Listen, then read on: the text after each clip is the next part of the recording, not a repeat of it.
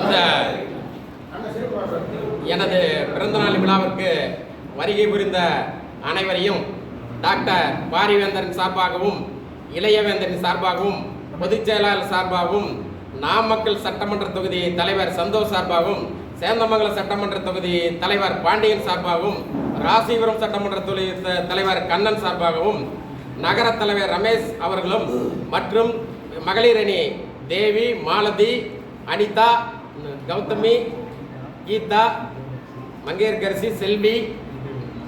மாலதி மற்றும் அனைவரும் அடுத்த அதாவது ஒவ்வொரு பொருளாளர் விக்னேஷ், துணைத் தலைவர் ரமேஷ், மனோகரன், அதாவது ஒவ்வொருத்தரும் எருமப்பட்டி அருள்,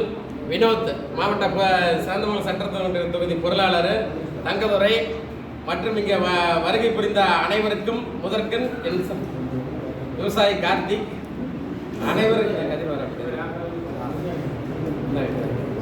அனைவருக்கும் என்னுடைய நெஞ்சார்ந்த நன்றியை தெரிவித்துக் கொள்கிறேன்.